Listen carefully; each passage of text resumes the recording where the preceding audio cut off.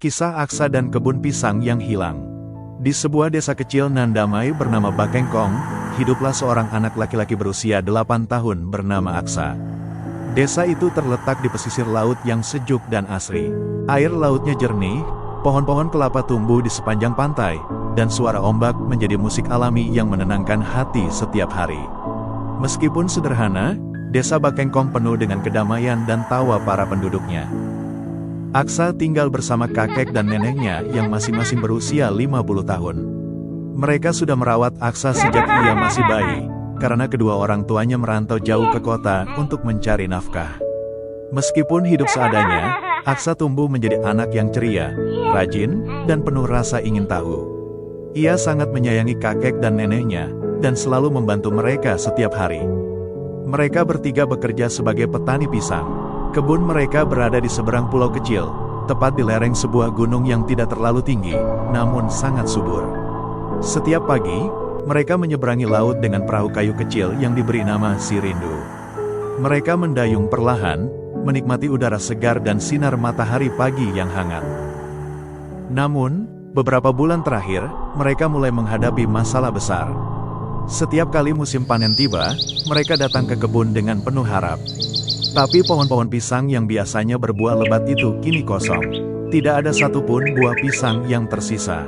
Hanya tangkai-tangkai kosong dan bekas-bekas sobekan kulit pisang yang berserakan di tanah. "Apakah ada orang yang mencuri pisang kita?" tanya Aksa suatu hari dengan wajah sedih. Kakeknya hanya menggeleng. "Entahlah, nak, tapi ini sudah terjadi beberapa kali. Seolah-olah kita tidak pernah punya hasil panen." Nenek ikut menghela napas. "Kalau begini terus, kita bisa kehabisan makanan." Keluarga kecil itu mulai cemas. Tanpa hasil panen, mereka tidak punya apa-apa untuk dijual di pasar. Namun mereka tidak menyerah. Mereka memutuskan untuk mencari tahu apa yang sebenarnya terjadi. Suatu malam, saat kakek sudah tertidur, Aksa dan neneknya berbisik di dapur kecil mereka. "Besok pagi-pagi sekali, kita berdua saja yang pergi ke kebun. Kita sembunyi dan lihat siapa yang mengambil pisang-pisang itu," bisik nenek. Aksa mengangguk penuh semangat. "Baik, Nek, aku ingin tahu siapa pelakunya." Keesokan harinya, sebelum fajar menyingsing, mereka berangkat dengan Sirindu. Mereka tidak membawa alat panen seperti biasa, hanya bekal roti dan air minum. Sesampainya di kebun, mereka segera bersembunyi di balik semak-semak besar yang menghadap ke pohon-pohon pisang. Setelah menunggu beberapa jam dalam diam, tiba-tiba mereka melihat bayangan bergerak cepat dari pepohonan. Seekor monyet kecil muncul, lalu disusul oleh rombongannya. Ada lebih dari 10 ekor, dan semuanya dengan gesit memanjat pohon dan memetik pisang-pisang yang hampir matang. "Mereka, monyet-monyet itu yang mencuri pisang kita," bisik nenek dengan marah. Aksa terkejut. Ia belum pernah melihat monyet sebanyak itu di kebun sebelumnya. Mereka bergerak cepat dan cerdik, mengambil buah-buah terbaik dan membawanya pergi ke arah hutan. Mereka pun mengikuti gerombolan monyet itu perlahan, berusaha agar tidak ketahuan. Tapi karena jalan setapak itu jarang dilewati manusia, tanahnya licin dan penuh akar-akar pohon. Tanpa sadar, nenek terpeleset dan Aksa mencoba menahannya. Namun naas, keduanya terjatuh ke dalam sebuah lubang besar dan dalam, tersembunyi di balik semak. Lubang itu seperti jebakan alam. Terlalu dalam untuk mereka panjat, dan terlalu sempit untuk bergerak luas.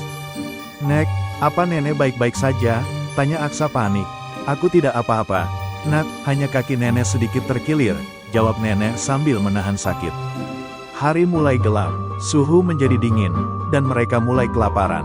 Tidak ada yang tahu mereka ada di sana. Kakek pasti sangat cemas di rumah. Hari kedua berlalu. Mereka hanya minum sisa air yang dibawa dan memakan roti yang tersisa. Aksa mencoba tetap kuat, tapi tubuhnya mulai lemas. Pada hari ketiga, ketika mereka hampir kehilangan harapan, terdengar suara dari atas lubang. Seekor monyet berdiri di bibir lubang, mengintip ke dalam. Itu adalah salah satu monyet yang mereka lihat beberapa hari lalu. Aksa menatapnya lemah. "Tolong kami," katanya pelan. Monyet itu tampak bingung. Tapi kemudian, ia berlari pergi. "Dia meninggalkan kita," bisik nenek pasrah. Namun tidak lama kemudian, monyet itu kembali, membawa teman-temannya. Dengan lincah, Mereka menjatuhkan sulur-sulur tanaman yang diikat satu sama lain, lalu menarik Aksa dan neneknya perlahan dari dalam lubang. Proses itu tidak mudah, tapi dengan kerjasama dan kesabaran, akhirnya mereka berhasil diselamatkan. Begitu keluar dari lubang, Aksa menangis bahagia. Nenek memeluk monyet itu. "Terima kasih, kalian menolong kami. Padahal kami sempat ingin menangkap kalian," kata nenek dengan tulus. Sejak kejadian itu, pandangan mereka terhadap para monyet berubah. Mereka tidak lagi marah. Kakek pun menyambut keputusan mereka dengan bijak. "Aku akan buatkan pagar sederhana untuk sebagian kebun. Tapi kita juga akan sisakan sebagian area untuk mereka. Mereka pun makhluk Tuhan yang butuh makan," kata kakek. Mulai saat itu, mereka berbagi.